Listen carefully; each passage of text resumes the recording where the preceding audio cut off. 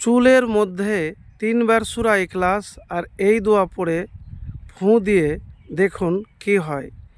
প্রিয় ভাই, আজকে আমি একটি আমলের কথা বলবো।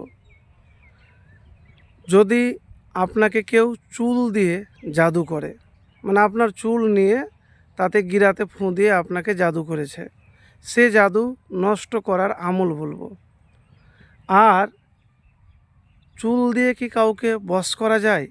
তো প্রথমে একটা কথা বলবো, যে জাদু করে সে কখনো মুসলিম হতে পারে না।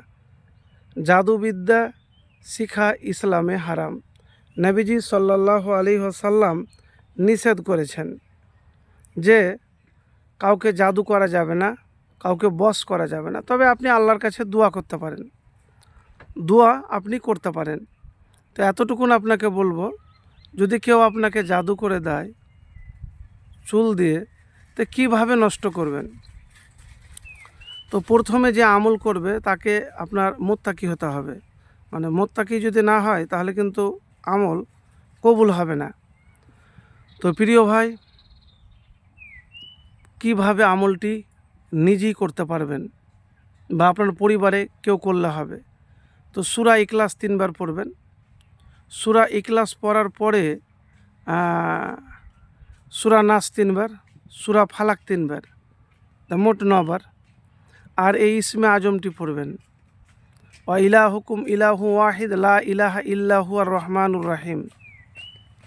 পড়ার পরে একটি দোয়ার কথা বলবো। এই দোয়া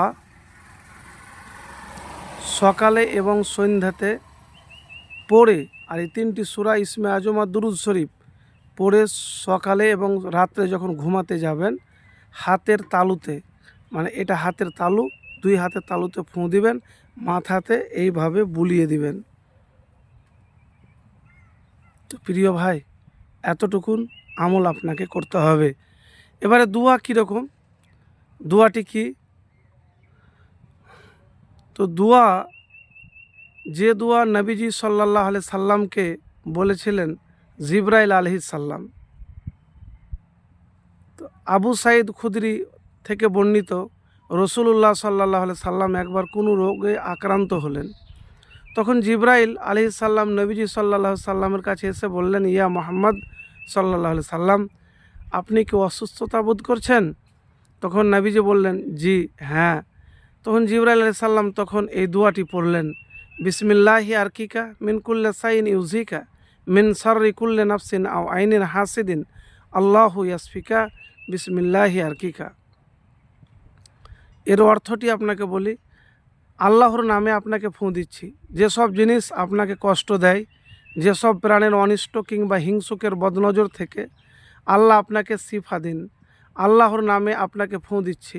মুসলিম শরীফ 5512 নম্বর। তো দোয়াটি পড়ে আক্রান্ত ব্যক্তিকে বারবার ফুঁ দিলে ইনশাআল্লাহ ধীরে ধীরে সমস্ত বদ নজর জাদু কেটে যাবে ইনশাআল্লাহ। তো আমলটি একবার করে দেখুন। তো প্রিয় ভাই, যে আপনাকে চুলের মধ্যে জাদু করেছে, চুল দিয়ে আপনার, সেই চুল দিয়ে জাদু যদি করে আর এই আমল করতে পারেন, ইনশাআল্লাহ কেটে যাবে। আর প্রত্যেক নামাজের পরে 7 বার সূরা ফাতিহা, একবার দুরূদ শরীফ পড়ে শুধু আপনি হাতে ফুঁ দিয়ে মাথাটাকে মাসা করে দিবেন। দ্রুত ফলাফল পাবেন, একবারে নষ্ট হয়ে যাবে। তো আমলটি তখনই আপনার কবুল হবে যখন আপনি আল্লাহর প্রতি পূর্ণ ভরসা রেখে আপনি করবেন, বিশ্বাস রেখে। আর এতটুকুন বলবো, কাউকে বিনা কারণে বশ করা ইসলামে জায়েজ নয়। তো কাউকে বশ করিয়েন না। পারলে আপনার কোনো জিনিস পছন্দ, আল্লাহর কাছে দোয়া করেন, ইনশাআল্লাহ পাবেন।